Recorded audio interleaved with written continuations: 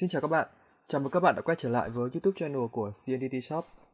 Trong video này, mình sẽ hướng dẫn các bạn cấu hình mở port hay còn gọi là NAT port hoặc port forwarding trên firewall Maipu IFVK 400 series. Tất cả các dòng firewall Maipu IFVK 400 series đều có chung cách cấu hình. Do vậy, các bạn có thể áp dụng với tất cả các mã firewall như là các dòng IFVK 400 F4, IFVK 400 F5, IFVK 400 X1, vân vân.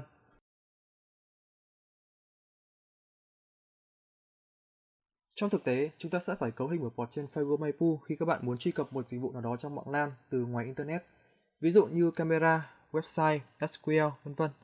Trong video này thì mình sẽ sử dụng một mô hình đơn giản gồm một firewall Maipu. Bên trong mình có một máy tính đang sử dụng dịch vụ Remote Desktop port 3389 với IP là 192.168.10.10. Mình sẽ NAT port này để có thể Remote Desktop vào máy tính thông qua IP WAN. Trước khi NAT thì các bạn sẽ phải kiểm tra dịch vụ trong mạng LAN trước. Nếu trong LAN mà dịch vụ chưa hoạt động thì khi các bạn cấu hình đúng thì khi check port cũng sẽ báo close. Để kiểm tra thì các bạn có thể truy cập vào dịch vụ bằng các phần mềm tương ứng. Ví dụ mình đang NAT port 3389 thì mình có thể sử dụng Remote Desktop từ máy khác vào để kiểm tra. Nếu các bạn đang NAT port camera thì trước tiên các bạn có thể thử truy cập vào camera bằng phần mềm tương ứng. Hoặc đơn giản nhất thì các bạn có thể sử dụng Telnet trên Windows để test. Để sử dụng Telnet thì trước tiên các bạn cần bật dịch vụ này lên. Các bạn vào Control Panel, Program and Feature. Chọn Turn Window Feature On or Off. Các bạn kéo xuống dưới cùng và tích chọn vào Telnet Client.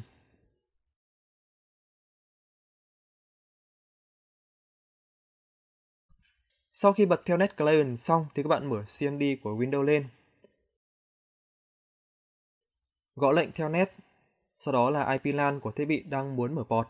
Trong ví dụ của mình là 192.168.10.10 và port dịch vụ đang cần NAT là 3389.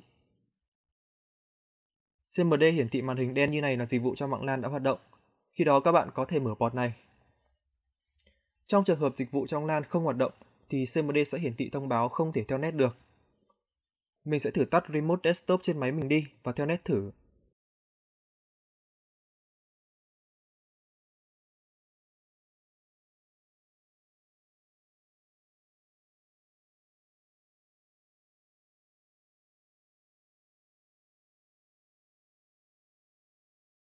Khi mình tắt Remote Desktop đi thì chúng ta sẽ không Telnet được nữa, do port 3389 lúc này không hoạt động. Lúc đó thì các bạn NAT port kiểu gì thì khi check port 3389 cũng sẽ báo close. Do vậy các bạn cần chắc chắn là dịch vụ đã hoạt động trong LAN nhé.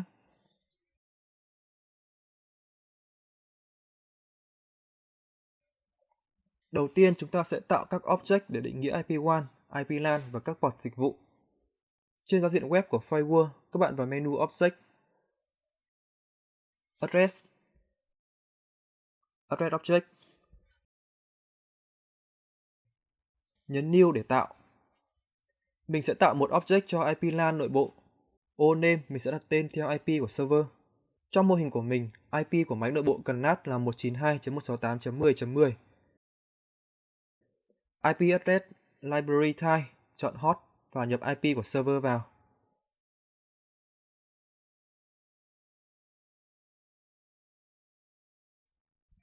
Nhấn Confirm để tạo.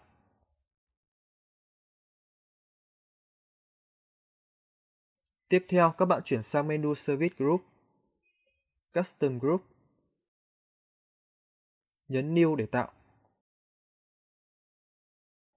Mình đang cần NAT port Remote Desktop 3389 nên mình sẽ đặt luôn là Remote Desktop 3389.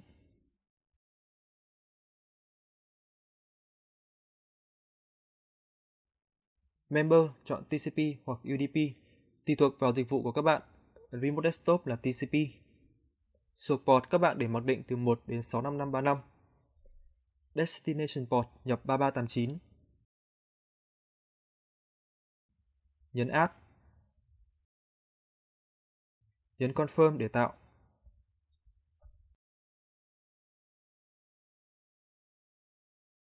Tiếp theo chúng ta sẽ cấu hình NAT port. Các bạn vào menu Policy, NAT Policy,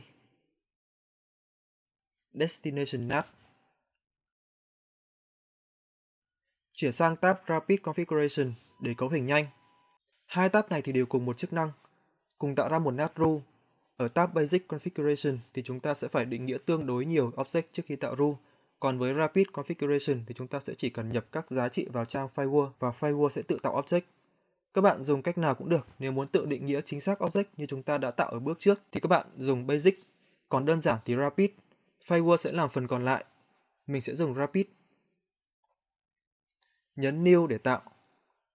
Destination address nhập IP1.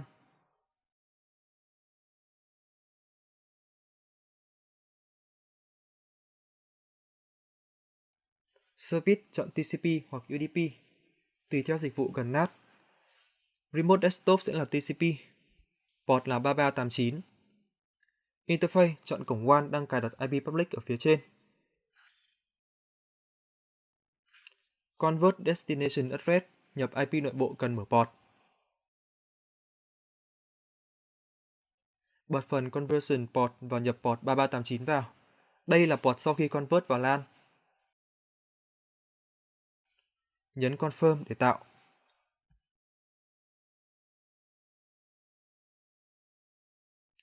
Các bạn có thể thấy sau khi tạo NAT rule trong menu Rapid thì bên tab Basic cũng có một rule tương tự.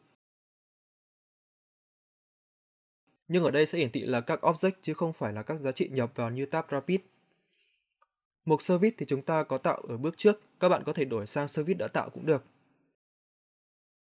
Còn phần Destination Address thì nếu dùng Basic các bạn sẽ cần tạo thêm một address object cho IP1 tương tự như cho IP LAN mà chúng ta đã tạo ở bước trước. Convert Destination Address thì các bạn sẽ cần tạo trong menu NAT Address Pool trước.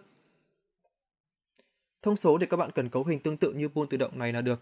Các bạn chỉ cần nhập name cho pool. Algorithm là suộc address keeping. Và nhập IP nội bộ vào hai ô bên dưới, nhấn S là được.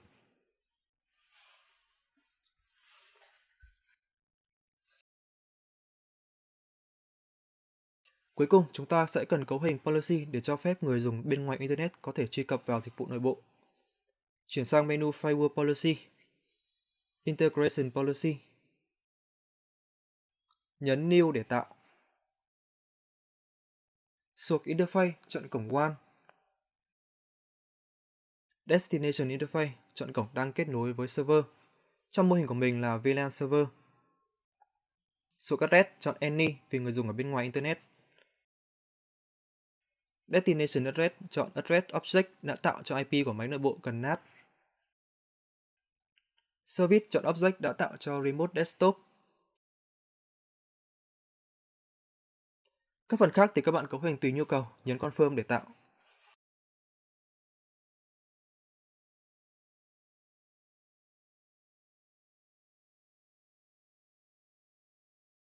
Để kiểm tra chúng ta đã mở port thành công hay chưa thì có nhiều cách. Các bạn có thể vào website ping.eu, chọn port check. Trong ô IP nhập IP1 mà các bạn sử dụng để NAT.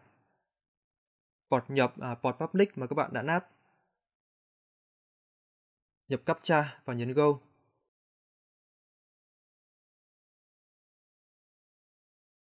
Kết quả hiển thị là Open là các bạn đã NAT port thành công. Nếu kết quả là Close thì các bạn sẽ cần check lại dịch vụ trong mạng hoặc các thiết bị bảo mật như Firewall xem có chặn các dịch vụ này không thôi. Ok, như vậy là mình đã hướng dẫn các bạn cấu hình mở port trên Firewall MyPool để cho người dùng có thể truy cập vào dịch vụ từ xa. Nếu các bạn có thắc mắc hay góp ý nào thì hãy để lại comment bên dưới để mọi người cùng trao đổi nhé. Đừng quên like, share cũng như subscribe để ủng hộ mình nhé. Cảm ơn các bạn.